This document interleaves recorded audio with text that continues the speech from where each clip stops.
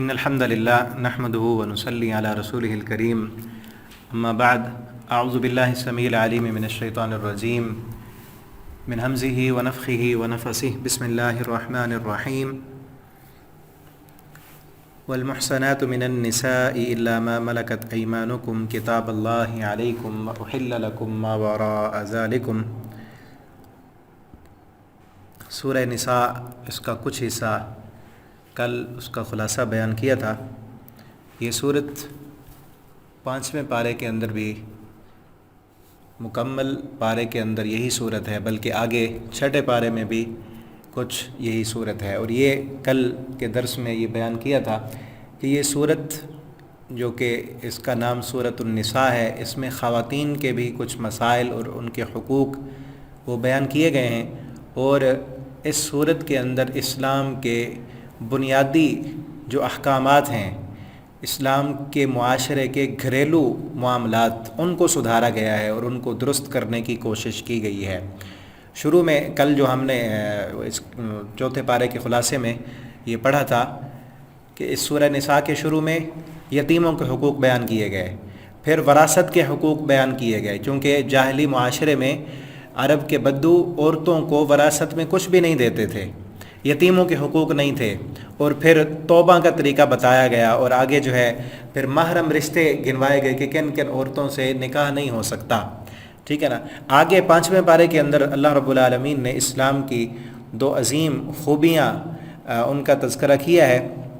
یرید اللہ لیبین لکم ویہدیکم سنن الذین من قبلکم ویتوب علیکم واللہ علیم حکیم واللہ یرید ان یتوب علیکم ویرید الذین یتبعون الشہوات ان تمیلوا میلا عظیما، کہ اللہ رب العالمین نے یہ رشتے تمہیں کیوں گنوائے ہیں اور تمہیں کیوں یہ سارے مسائل بتائے ہیں، اس لیے کہ اللہ چاہتے ہیں تمہاری زندگیاں پاکیزہ ہو جائیں، صحیح اور جائز طریقے سے اللہ رب العالمین نے تمہارے اندر جو خواہشات رکھی ہیں وہ نکاح کے راستے سے تم ان کو پورا کرو۔ فَانْكِحُوا مَا طَابَ لَكُم مِّنَ النِّسَاءِ مَثْنَىٰ وَثُلَاثَ وَرُبَاعَ۔ کل کے درس میں ہم نے پڑھا پچھلے پارے میں کہ جتنی تمہیں پسند ہیں 2 3 4 ان عورتوں سے نکاح کر لو، اور تاکہ تم اللہ رب العالمین کی اس خوبی کو یاد رکھو، تمہیں اللہ تعالیٰ پاکیزگی کی طرف لے کر جانا چاہتے ہیں۔ وَيُرِيدُ الشَّيْطَانُ أَن يُضِلَّهُمْ ضَلَالًا بَعِيدًا، اور شیطان جو ہے وہ تمہیں دور گمراہ کرنا چاہتا ہے۔ یتبعون الشہوات، وہ لوگ جو شہوات کے پیچھے چلتے ہیں، اپنی خواہش نفس کی خاطر ہی جی رہے ہیں، وہ ان تمیلوا میلا عظیما، وہ تمہیں دور کا میل کر دینا چاہتے ہیں۔ اور اسی طرح اسلام کے بنیادی مسائل بیان کرتے ہوئے معاشرے کے اندر معاشی استحصال جو ہے اس کو استحصال کرنے سے روکا گیا ہے، کہ کسی کا حق بغیر شرعی طریقے سے تم نے غصب نہیں کرنا۔ فرمایا گیا یا ایھا الذین آمنوا لا تأکلوا اموالکم بینکم بالباطل، اے ایمان والو لا تأکلوا اموالکم، اپنا مال آپس میں باطل طریقے سے نہ کھاؤ۔ باطل طریقہ کیا ہوتا ہے؟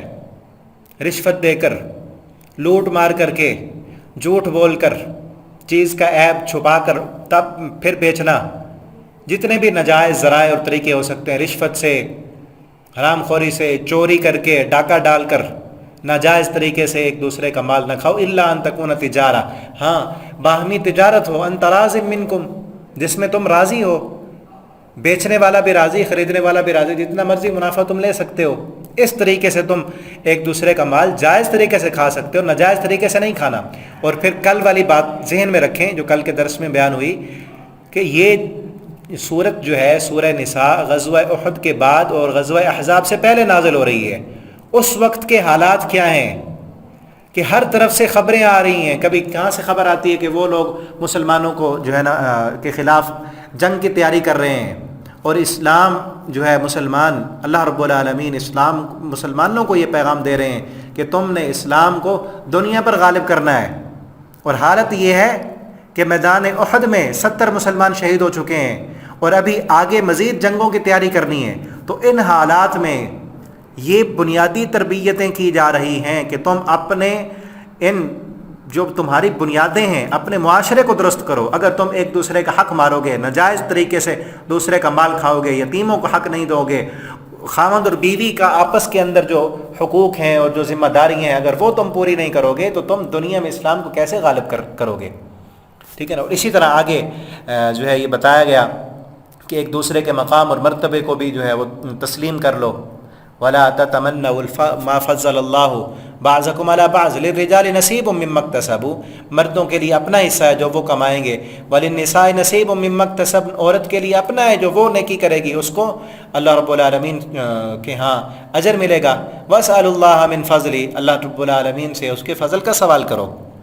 ٹھیک ہے نا. اور اسی طرح گھر کے معاملات میں حاکم بتایا گیا کہ کون ہے. گھر میں بھی گھر ایک ادارہ ہے، ایک سلطنت ہے. جس طرح ہر ادارے میں ایک سربراہ ہوتا ہے اور سربراہ کے بغیر کوئی چھوٹے سے چھوٹا ادارہ بھی نہیں چل سکتا، تو گھر معاشرے کا اہم ترین حصہ ہے. اگر گھر میں تمہیں سکون نہیں ہے اور وہاں کے معاملات تمہارے درست نہیں ہیں، معاشرے کو کیسے درست کرو گے اور دنیا میں اسلام کا غلبہ کیسے ہوگا؟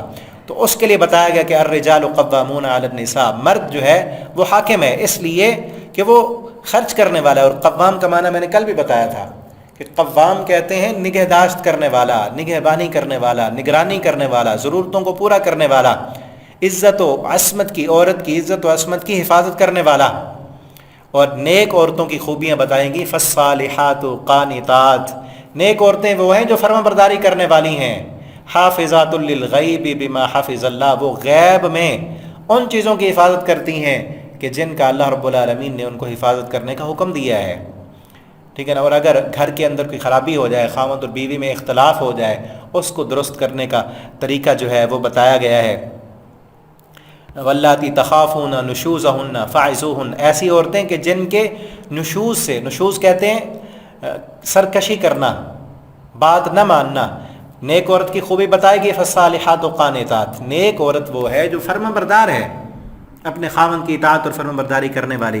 اگر خاوند کی اطاعت نہیں کرتی، سر چڑھی، نشوز کا معنی سر چڑھی عورت، سر پھری عورت، ہر وقت خاوند کی بات سے کلیاشی کرنی ہے، نہ ہی کرنی ہے، نہیں ماننی، تو پھر ان کو سمجھاؤ. فاعظوہن، ان کو واعظ کرو، نصیحت کرو.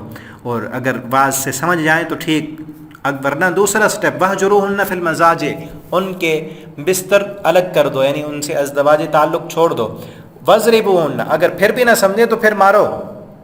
اور نبی کریم صلی اللہ علیہ وسلم نے فرمایا کہ مار ایسی ہو کہ جسم پر نشان نہ پڑے اور منہ پر بھی نہیں مارنا، صرف اتنا کہ سمجھ جائے، سمجھانے کے لیے. اور پھر اگر یہاں پر بھی بات نہ بنے، یہ دیکھیں نا سٹیپ در سٹیپ ہے. پہلے کیا ہے؟ واعظ و نصیحت کرو، پھر ان کے بستر الگ کر دو. اور پھر بھی اگر ایسی نصیحت سے نہیں سمجھ رہی، جیسے ہوتا ہے نا لاتوں کے بھوت، باتوں سے نہیں مانتے، باتوں سے نہیں مان رہے تو پھر واضربو ہونا، پھر مارو. پھر بھی اگر وہ نہیں سمجھ رہی تو پھر کیا کرو؟ پھر ایسے کرو فَبْعَثُوا حَكَمًا مِّنْ أَهْلِهِ وَحَكَمًا مِّنْ أَهْلِهَا، کہ ایک فیصلہ کرنے والا عورت کے گھر والوں سے بلاؤ اور ایک فیصل کرنے والا مرد کے خاندان سے، دونوں کے خاندان سے ایک ایک بندہ آئے، گھر میں بیٹھ کے گھر کا مسئلہ گھر میں حل کریں. ان مسائل کو الجھانے کی اور عدالتوں میں لے کر جانے کی ضرورت نہیں ہے. گھر کے مسائل گھر میں حل کرو. اگر تمہارے گھریلو مسائل تم خود اپنے خاندان میں رہ کر حل نہیں کر سکتے تو آگے تم معاشرے کی تربیت کیسے کرو گے؟ ٹھیک ہے نا. تو یہ بتایا گیا. اور پھر آگے معاشرتی حقوق کا ایک جو ہے نا پورا چارٹر وہ پیش کیا گیا ہے کہ والدین کے حقوق، والدین کے ساتھ احسان کرنا ہے، اور والدین کے جتنے بھی خاندان والے ہیں ان کے حقوق، ان پر احسان کرنا ہے، یتیم بچوں پر، غریبوں پر، مسکینوں پر، پڑوسیوں کے حقوق بتائے گئے، مسافروں کی خدمت کرنے کے لیے کہا گیا، اور چاہے ملازم ہو، کمزور طبقہ ہو، سب کے ساتھ سب کی ضرورتوں کو پورا کرو. ٹھیک ہے نا. اور جو شخص مال اور عہدے کے تکبر میں مبتلا ہو کر معاشرے کے کمزور طبقات کا خیال نہیں رکھتا تو اللہ رب العالمین فرماتے ہیں اللہ تعالیٰ ایسے شخص کو قطعاً بھی پسند نہیں کرتے. اور پھر اسی طرح مساجد کے آداب بتائے گئے، اہل کتاب کو اسلام کی دعوت دی گئی ہے. ٹھیک ہے نا. آگے اہل کتاب سے متعلق بھی 3-4 رکوع میں اس صورت کے اندر گفتگو کی گئی ہے. منافقین کا کردار بھی بیان کیا گیا ہے. ٹھیک ہے نا. اور پھر آگے اللہ رب العالمین نے فرمایا کہ ان اللہ یأمرکم ان تؤدوا الامانات الی اہلھا، اللہ تمہیں اس بات کا حکم دیتے ہیں کہ امانتیں ان کے اہل کو، یعنی معاشرے کو تم نے درست کرنا ہے نا تو حاکم اس کو بناؤ جو اس کا اہل ہو. معاشرے کے اندر کسی بھی کام کی ذمہ داری تم نے کسی کو سونپ لی ہے نا، ایک گھر بھی ایک اکیلا بندہ نہیں چلا سکتا، ہر کسی نے اپنے اپنی ذمہ داریاں پوری کرنی ہیں. اور پھر بنیادی بات یہ ہے کہ ذمہ داری اس کو دو جو ذمہ دار ہو، جو اس کا اہل بھی ہو. ان تؤدوا الامانات الی اہلھا، جو جس کام کا اہل ہے اس کو وہی کام سونپو. جو کام کوئی کر ہی نہیں سکتا، اس کی صلاحیت ہی نہیں، تم اس کو وہ کام اس کی ذمہ داری لگاؤ گے تو وہ تو نہیں کر سکے گا. تو اسی لیے عورت کے حقوق ہیں، وہ اس کے حقوق دو، اس کی ذمہ داریاں ہیں. عورت اپنی ذمہ داریاں پوری کرے، مرد اپنی ذمہ داریاں پوری کرے، باپ اپنی ذمہ داری پوری کرے، بیٹا اپنی ذمہ داری پوری کرے، ماں اپنی ذمہ داری پوری کرے، بیٹی اپنی ذمہ داری پوری کرے. ٹھیک ہے نا، معاشرے کے جو جو بھی فرد ہیں. اور اسی طرح ہر ایک ادارے میں، معاشرے میں، حکومت میں، ملک میں جب تک اہل لوگوں کو عہدے نہیں دیے جائیں گے اصلاح نہیں ہوگی. اور آگے اللہ رب العالمین نے یہ حکم دیا، یا ایھا الذین آمنوا اطیعوا اللہ واطیعوا الرسول، اے ایمان والو اللہ اور اس کے رسول کی اطاعت کرو. واولی الامر منکم، اور جو اولو الامر حاکم ہو اس کی بھی اطاعت کرنی ہے. لیکن اگر باہمی اختلاف ہو جائے کسی معاملے پر تو پھر فردوہ الی اللہ والرسول. اگر حاکم کی اطاعت کرتے ہوئے اختلاف ہو گیا تو پھر کیا کرو، دیکھو کہ حاکم کی بات اللہ اور اس کے رسول کے فرامین کے مطابق ہے تو ٹھیک ہے، ورنہ اللہ اور اس کے رسول کے فرامین سے تم نے اپنے مسائل کا حل دیکھنا ہے. ٹھیک ہے نا. آگے مسلمان ہونے کے لیے یہ شرط بیان کی گئی ہے کہ محمد الرسول اللہ صلی اللہ علیہ وسلم کو حاکم ماننا شرط ہے، کہ رسول اللہ صلی اللہ علیہ وسلم نے تمہاری دنیا کے معاملات میں جو فیصلہ کر دیا ہے تمہیں اس فیصلے کو دل کی خوشی سے قبول کرنا ہے. اگر صرف قبول نہیں کرنا، قبول کرنا ہے دل کی خوشی سے. اگر دل میں بھی کوئی ملال ہے تو تب بھی تم مومن نہیں ہو. فرمایا فلا وربک لا یؤمنون، مجھے آپ کے رب کی قسم، لا یؤمنون، یہ مومن ہو ہی نہیں سکتے.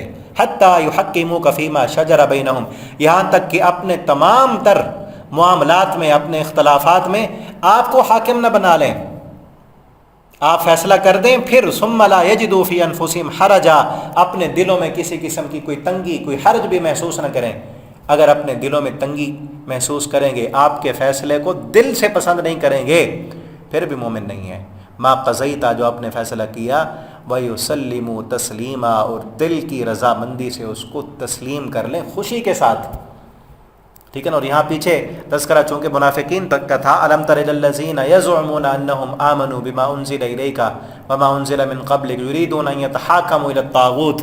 منافق لوگ وہ سمجھتے تھے کہ ہم مومن ہیں، لیکن وہ اپنا فیصلہ کرانے کے لیے طاغوت کے پاس جاتے تھے.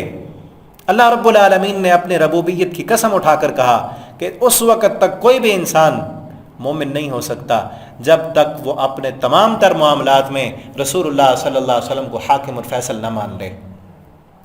اور آگے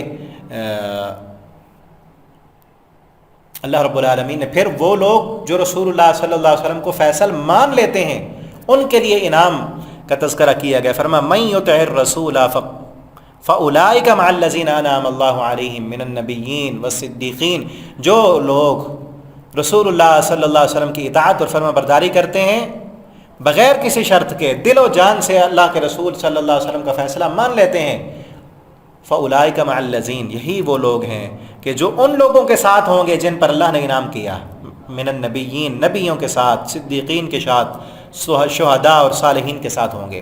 اور پھر مسلمانوں کو یہ بھی کہا گیا کہ اگر تمہیں اللہ رب العالمین کوئی حکومت دے دیں، معاشرہ دے دیں، اور اس وقت جس حالات میں یہ صورت نازل ہوئی غزوہ احد کے بعد مسلمانوں کی کچھ نہ کچھ حکومت بن چکی تھی، مکمل طور پر نہیں تھی وہ غزوہ احزاب کے بعد، بلکہ فتح مکہ کے بعد مسلمانوں کی بھرپور حکومت بنی ہے، لیکن کچھ نہ کچھ اس وقت بھی تھی. تو یہ کہا گیا کہ جو لوگ مظلوم ہیں، ابھی مسلمانوں کو یہ حق بنتا ہے کہ مظلوموں کی مدد کریں. فرمایا وما لکم لا تقاتلون فی سبیل اللہ، تمہیں کیا ہو گیا، تم اللہ کے راستے میں کیوں نہیں جہاد کرتے.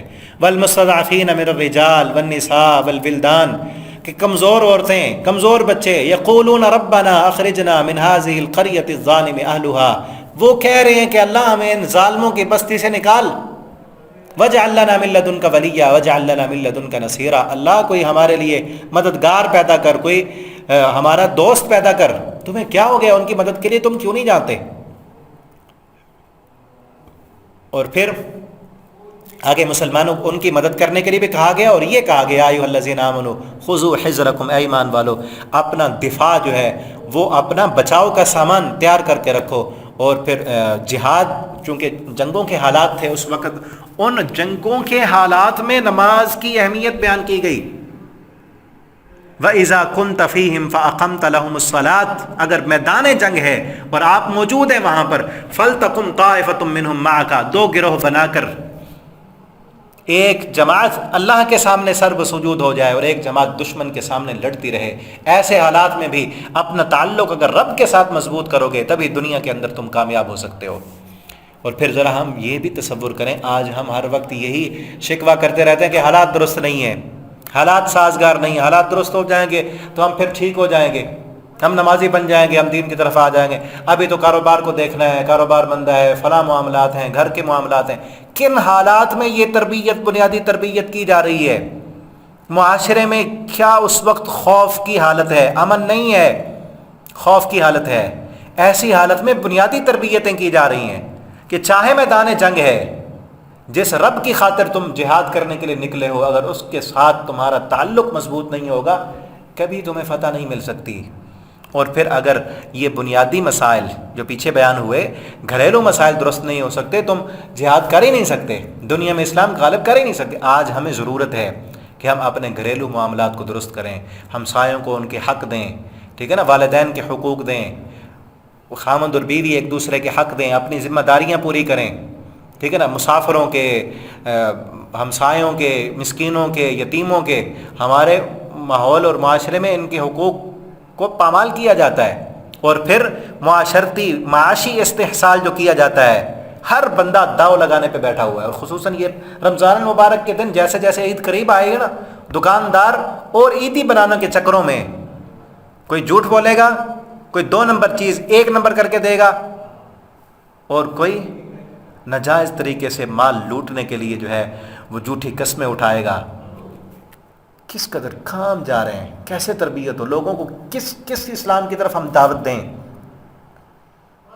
اور پھر ایسے حالات میں یہ کہا گیا مسلمانوں کی یہ تربیت کی گئی۔ آگے دیکھیں، فَإِذَا جَاءَهُمْ أَمْرٌ مِّنَ الْأَمْنِ أَوِ الْخَوْفِ أَذَاعُوا بِهِ، کہ جب بھی کوئی امن اور خوف کی خبر آتی ہے اس کو تم پھیلا دیتے ہو۔ یہ پھیلانا نہیں ہے، یہ منافقین کا رویہ تھا کہ ایسے حالات ہیں کہ ہر طرف سے خبریں آ رہی ہیں تو ایسی خبروں کو پھیلاؤ مت، افواہیں نہ پھیلاؤ۔ اور آج ہمارے معاشرے کی یہ حالت بن چکی ہے، یہ میڈیا پر ان چینل والوں کو بس کوئی تھوڑی سی خبر ملنے کی دیر ہے، بس مرچ مسالہ لگا کر وہ اس کو پھیلا دیتے ہیں، اور ہر کوئی بیان کر رہا ہوتا ہے، ٹھیک ہے نا۔ اور لوگوں کے شریعت کیا کہتی ہے ہمیں، دین اسلام یہ کہتا ہے کہ کسی کا جرم دیکھا ہے، کسی کی برائی تم نے دیکھی ہے، اس پر پردہ دو، اللہ تمہارے جرموں کو چھپا دیں گے۔ لیکن ہم کیا کرتے ہیں، ہمارا معاشرہ کیا ہو رہا ہے، آئے روز نئے نئے اسکینڈل آ رہے ہوتے ہیں، فلاں نے یوں کر دیا، فلاں۔ او بھائی تمہیں کیا اللہ رب العالمین نے حکم دیا کہ اس کے جرم کو تم پھیلاؤ، ویڈیو بنا کے دنیا کو دکھاؤ تاکہ باقی لوگ بھی اسی طرح کریں۔ کئی چینل والے باقاعدہ وہ پروگرام کر رہے ہوتے ہیں، کوئی سر عام پروگرام لگایا ہوا ہے، کوئی انہوں نے کیا نام رکھا ہوا ہے۔ کیا حالت ہو چکی ہے ہماری۔ اسلام کیا کہتا ہے کہ کوئی ایسی خبر آئے اس کو مت پھیلاؤ، افواہیں پھیلانے سے روکا گیا۔ اور پھر نیکی کے کام کی سفارش کرنے والے کی من یشفع شفاعۃ حسنۃ یکن لہ نصیب منہا، کوئی انسان کسی کو نیکی کی ترغیب دے گا اس کو بھی برابر کا فائدہ ملے گا۔ اور پھر جو ہے دنیاوی مفادات کے لیے کسی ایسے انسان کو تم کافر کہہ کر قتل مت کرو۔ یا ایھا الذین آمنوا اذا ضربتم فی سبیل اللہ، اے ایمان والو جب تم زمین میں سفر کرو تو واضح کر لیا کرو کہ یہ مسلمان ہے یا نہیں ہے۔ ولا تقولوا لمن القى الیکم السلام لست مؤمنا، اور ایسے بندہ جو تمہیں سلام کہے تم یہ نہ کہو لست مؤمنا کہ یہ مومن نہیں ہے۔ تبتغون عرض الحیات الدنیا، تم دنیا کا ساز و سامان مال غنیمت لوٹنا چاہتے ہو ان سے، دنیاوی مفادات کے لیے ایسے مت کو۔ دیکھیں کیسے حالت میں جنگ کی حالات ہیں، خوف اور خطرات منڈلا رہے ہیں، اس وقت بھی کہا گیا کہ کسی کو شک کی بنیاد پر قتل نہیں کرنا۔ اور پھر مجاہدین کی فضیلت بھی بیان کی گئی، جو اپنا مال اور جان ان حالات میں اللہ کو دیں گے۔ لا یستوی القاعدون من المؤمنین، جو بیٹھے رہنے والے ہیں اور جو اللہ کے راستے میں جہاد کرنے والے ہیں کبھی برابر نہیں ہو سکتے۔ فضل اللہ المجاہدین، اللہ نے مجاہدوں کو فضیلت دی ہے، اور ہجرت کرنے کا بھی حکم دیا گیا ایسے حالات میں کہ جب مدینہ میں اب کچھ ریاست بن چکی ہے، اس وقت سب مسلمانوں کو یہ حکم تھا کہ اب آئیں، جہاں مسلمانوں کی حکومت قائم ہو چکی ہے وہاں آ کر رہیں۔ ان الذین توفاہم الملائکۃ ظالمی انفسہم، وہ لوگ جو ہجرت نہیں کرتے، دنیاوی مفادات کے لیے پیچھے رہے ہوئے ہیں، ٹھیک ہے نا۔ اور یہ چونکہ تفصیل نہیں بتائی جا رہی، تفصیلاً لیکچر ہمارے تفسیر القرآن کے وہ موجود ہیں، اگر آپ لینا چاہیں نیچے واٹس ایپ نمبر پر آپ رابطہ کر سکتے ہیں۔ اس وقت میں نے کل کے درس میں بھی کہا تھا کہ یہاں کئی منافقوں کا بھی ذکر ہے، کئی لوگ ایسے تھے جو ظاہراً اسلام کا نام لیا لیکن انہوں نے اپنے مفادات دیکھے، اپنے برادری کے مفادات دیکھے، اپنی زمینیں جائیدادیں ان کی وجہ سے انہوں نے ہجرت نہیں کی۔ تو اس وقت یہ حکم دیا گیا کہ اب جو لوگ اپنا اسلام جو ہے ظاہر کرنے کے لیے قربانی نہیں دے رہے، تو پھر اگر وہاں ہی رہے، ایسی حالت میں ان پر موت آ گئی، تو پھر فرشتے ان کو کہیں گے ظالمین قالوا فیما کنتم، تم کس حالت میں تھے؟ وہ کہیں گے ہم زمین میں جو ہے بڑے کمزور تھے، تو وہ کہتے ہیں الم تکن ارض اللہ واسعہ فتہاجروا فیہا، اللہ کی زمین وسعتوں والی نہیں تھی تو ہم اس طرف ہجرت کر جاتے۔ اور پھر ہجرت کا جو ہے شان، مقام اور مرتبہ بھی بتایا گیا، ومن یہاجر فی سبیل اللہ یجد فی الارض، جو بندہ اللہ کے لیے ہجرت کرے گا، اپنا گھر چھوڑے گا، اپنا کنبہ قبیلہ چھوڑے گا، اللہ اسے یجد فیہ مراغما کثیرا، اللہ اسے وسعتیں عطا کریں گے۔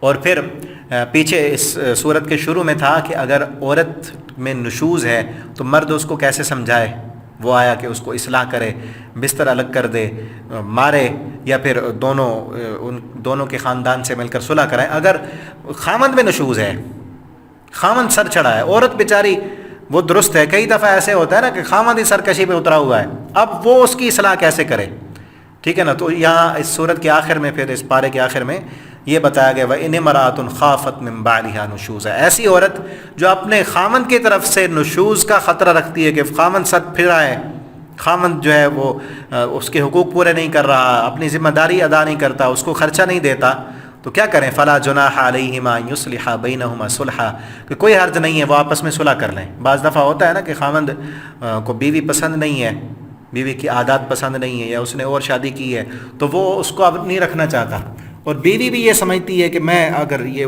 خامند مجھے چھوڑ دے تو میں کہاں جاؤں گی، تو اس وقت آپس میں جو ہے خامند اور بیوی مل بیٹھ کر کچھ معاملات طے کر لیں، بیوی کچھ اپنے حقوق چھوڑ دے، ٹھیک ہے نا، اور خامند سے یہ کہے کہ مجھے اپنے پاس رکھ، اپنے نکاح میں رکھ، یا مجھے خرچہ دیا کر، یہ کام جو ہے میرے ساتھ کر لے، تو پھر اس والصلح خیر، کسی بھی معاملے پر صلح ہوتی ہے نا، صلح بہتر ہے، اس بات سے یہ بہتر ہے کہ کہیں یہ رشتہ ٹوٹ نہ جائے، طلاق دینے سے تو بہتر ہے نا کہ کسی نہ کسی معاملے پر صلح کر لیں، کیونکہ اب خامد ایک ایسی عورت، دل اللہ نے بنایا ہے نا کہ اس کا دل ہی نہیں کر رہا، اس طرف رغبت ہی نہیں ہے، یا کوئی بھی مسئلہ ہے اور اس کے ساتھ وہ نہیں رہ سکتا تو چھوڑنا چاہتا ہے، اور عورت کہتی ہے کہ اگر اس نے چھوڑ دیا میں اور کہاں جاؤں گی پھر، ٹھیک ہے نا، تو پھر اس کو کیا کہا گیا کہ اب کسی بھی معاملے پر وہ صلح کر سکتے ہیں تو کر لیں، آخری حد تک صلح کی کوشش کریں۔